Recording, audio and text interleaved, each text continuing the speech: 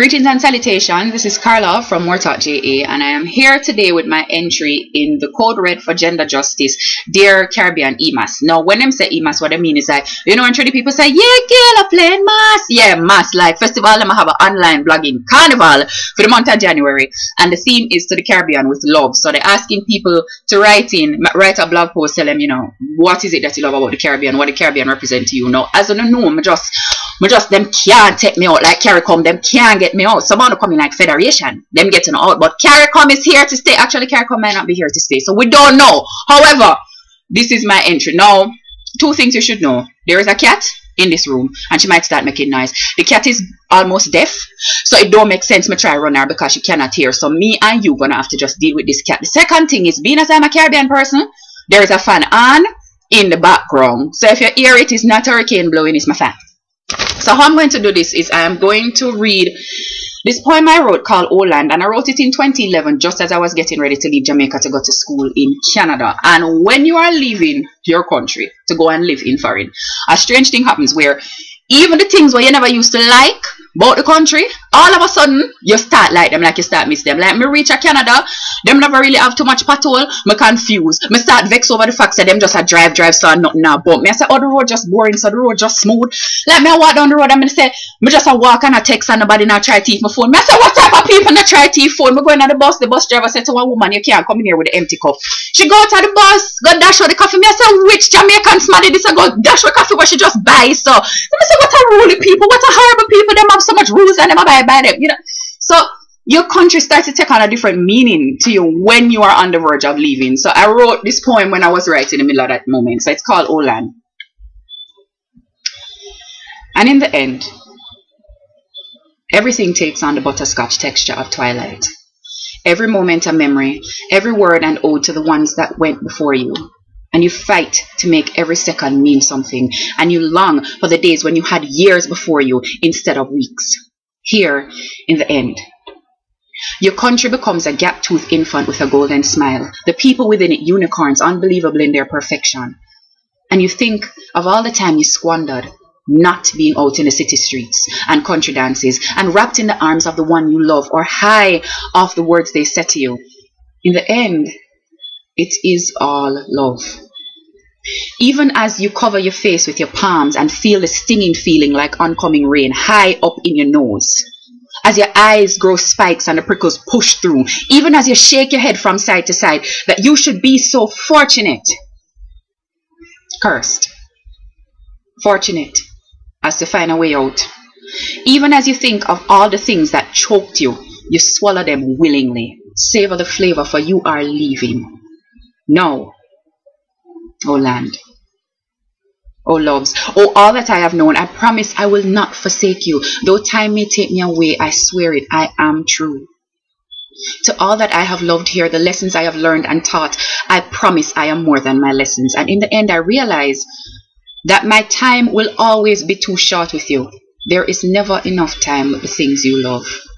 And the people who fill your heart and light the inside of your soul, never. And even when I come back, it will not be the same. You will have changed without my knowing, without my feet planted firmly in your growing. Oh land, never forget me. I am a child that you have birthed, a simple girl from the Linstead earth, and I love thee truly, and all the loves you have made for me. More than that, in the end, you are a thing I cannot keep down, a secret I have to tell. All that you are and contain are within me. Oh land, my time with you was too short. My whole life was not enough for what you gave me. I love thee. Forgive me for leaving you cold. It is what I had to do to grow. Oh land, I love you like my own soul. I love thee more than that. So that's kind of what it felt like for me leaving. And I think a lot of people who leave Jamaica, who have to migrate or have to go away for a sustained period of time, have that type of emotional reaction. And for some people, for a lot of people, it's the thing that drives them to come back. A lot of people say you don't know what you have till it's gone. It's not necessarily the being gone. Sometimes you don't know what you have until you have to leave it, until you're in the process of leaving it. It's that moment when you are actually sitting on the plane and you are still in the country, but you know without a doubt that this is the last moment that everything that the country means to you becomes clear to you. And when you're in the diaspora and you are looking to come home, especially if you're looking to come home without filing and you've been in a first world country, there's a way that people can look at you like you're mad. From the man who sell oxtail to your own professor, they might tell you, say, you need to file, you must file, you must file. No! And for a person like me who has taken the decision to come back home before filing, yes, it's almost like they must say, your brain, you're so smart, you're smart enough to be Canadian, why are you remaining Jamaican? And that's my choice, because all my life I've wanted to be the best Jamaican, not necessarily the Jamaican with her name in lights, not necessarily the Jamaican that was known the most overseas. I've wanted to be the Jamaican that did the most good in Jamaica. I wanted to be the Jamaican that did the most good by Jamaicans. And for me, Jamaica represents an opportunity to do something, because obviously there are things here that need to be done.